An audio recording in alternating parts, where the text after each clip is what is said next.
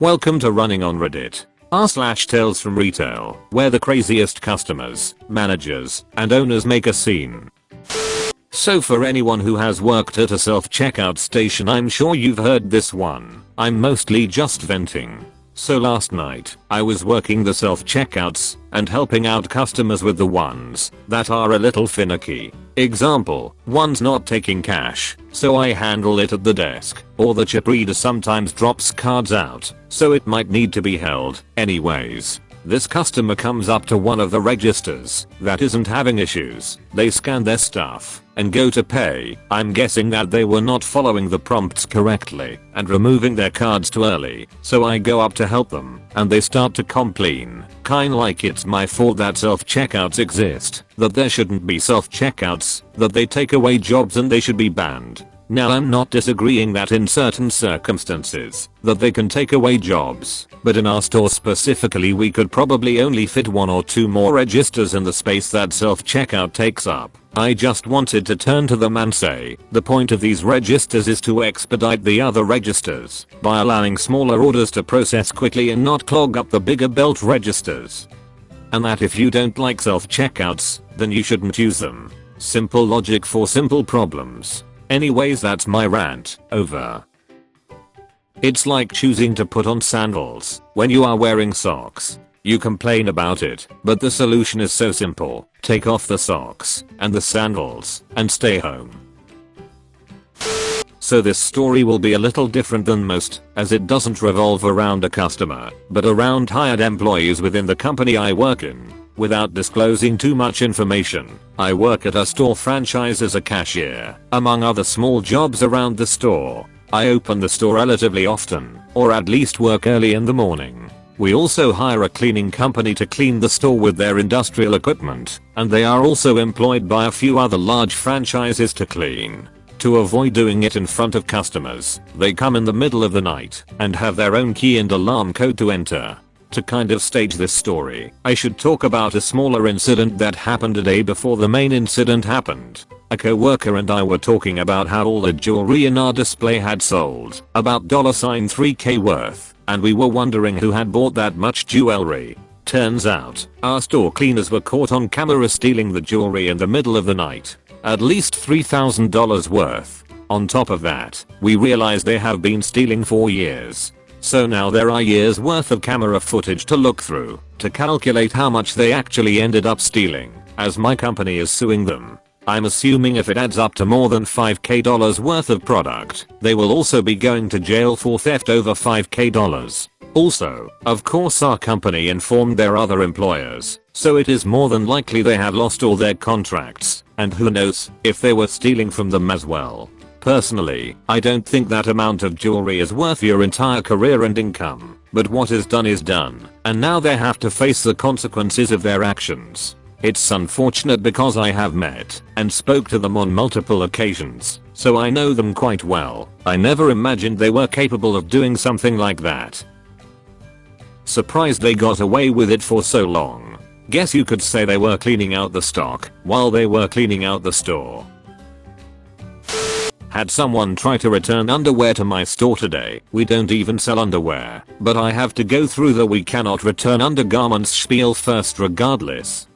This woman, who doesn't look a day over 40, comes in with a ratty looking plastic bag from another store and sets it on the return counter. I open the bag and almost recoil. It's a dirty pair of underwear. I immediately close and tie the bag and say, apologetically, sorry, we don't return undergarments. They are sold final sale. The woman argues firstly that they were only just opened and looked at, and that they are absolutely unworn and not dirty. I explain in the gentlest way possible there's definitely a brownish reddish stain on them, and she gets frustrated and says it's wine. I accidentally spilled wine on them when I was taking them out to look at them. Just return them please, it's within the time frame. I utterly refuse and explain that in addition to not even selling underwear at the store, we certainly won't take underwear with mystery stains back. She then says it's just wine. Smell it, and starts opening the bag, presumably to allow me to smell her dirty underwear. I finally just interrupt her, rude I know, and tell her no, and that she wasn't returning them to a store they weren't even from.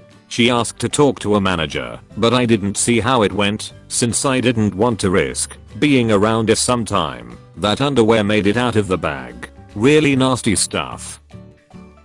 Anyone else recoil while listening to that story? Let me know in the comments below if you are glad you weren't there when the bag was opened. If you like the content and want to support the channel, like and subscribe right now, or you'll be running on fumes. So I work at a grocery store as the grocery department manager. I'm over dry grocery, dairy, frozen and natural foods. As you all know, these last 2 weeks have been absolutely insane for grocery stores. We're out of a lot, and it's taking a while for things to get back in. We are finding alternatives to give our customers something to buy, even if it's not their usual choice. One of these is water. When crap really started hitting the fan, the first thing to go, after toilet paper, was multi-pack water. It became increasingly hard to get our brand in, so I got with my Coke/Dr Pepper/Pepsi vendors, and had them bring in the national brands. The next day, an angry customer approached me. "So I see you guys have no problem profiteering off of this emergency." He said this loudly, with an accusatory gotcha tone. "What do you mean?" I asked him, genuinely confused. "Yesterday your water was $2.99. Today it's $6.99. Well, sir, this isn't the water we norma. I can't believe you guys would jack your prices up like this. I'm calling the..." He turned to his wife. "Who is it? The Better Business Bureau?" He turned back to me. "The Better Business Bureau. Sir, you can call whoever you want. We haven't changed our prices. Our cheaper brand of water is unavailable for the foreseeable future, so we brought in the national brands, so we'd have water for you to buy." "Well, why isn't it the same price as yours? If you came in here wanting ground beef, and we were out of ground beef, you wouldn't expect me to sell you filet mignon at ground beef price, would you? The national brands have always been this price. Sorry it's more expensive than you're used to, but it's the only water we can get in right now." He bought our limit of 2, and walked away without another word. I just know someone would expect to buy filet mignon at ground beef prices. I can feel it in my bones. I'll start off by saying I work in a jewelry store. We've only been open for a month and a half, but we've been very lucky with amazing clients. The store policy is that the only jewelry we are allowed to wear while on the clock is jewelry from the company. I usually wear quite a few pieces from multiple collections to showcase as much as possible, and it's gotten me a few extra sales. Yesterday, this woman walks in looking for a present for her only child, daughter 22. Unfortunately, she doesn't seem to know much about her daughter's preferences, so it's incredibly difficult to decide on an area to explore. I grab a tray and just start bringing out some pieces that seem to be popular with people her age. She's extremely picky, which is fine with me. It's her money after all, but she's also nasty about the jewelry. That's when she notices my necklace, which has the Scorpio symbol, a gold star, and a blue gem. It sounds like a lot, but it's actually very nice. The conversation and the chaos that unfolds afterwards is as follows. I'll be me, and she'll be C. "C, your necklace. Is it one of your products?" Me, "Yes it is. It's very popular, so we have very limited stock. What's your daughter's birthday? If we still have her symbol, I can bring it out for you." C, "May 14th I think." Me, internally, "You think? Alright, that's a Taurus. Unfortunately someone just bought the last one half an hour ago. We're expecting a shipment tomorrow, and it might be in there. Would you like me to check for you?" C, blankly stares at me. Me, "Ma'am, would you like me to check for you? Or would you like to look for something else? We have crystal bears holding up zodiac signs, and I'm sure the Taurus one is still available." C, "What do you mean you don't have it?" Me, "Unfortunately the demand was much greater than we thought.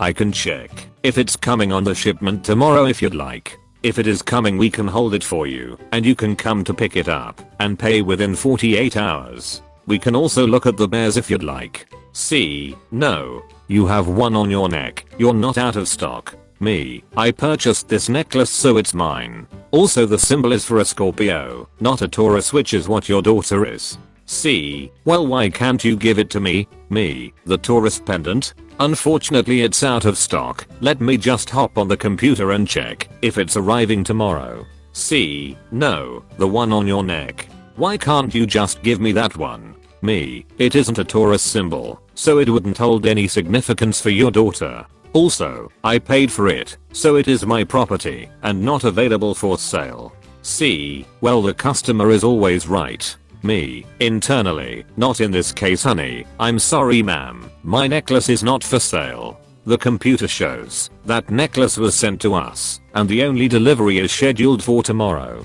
I can write your name and number down, so we call you as soon as it arrives. C. No. Can't you hear me? Just give me yours. I don't understand why this has to be an issue. My manager hears what's going on and steps in. She tells the woman she can't have my necklace, and if she wants to put her name down we can call her tomorrow about the Taurus necklace. Otherwise she's out of luck. C. Fine. It's clear you people don't want to do business. I can't have your property, but it's for my daughter. I don't care if it isn't something that she'd like. Thanks for watching. Remember to subscribe and turn on the bell or you'll be running on fumes. See you in the next video.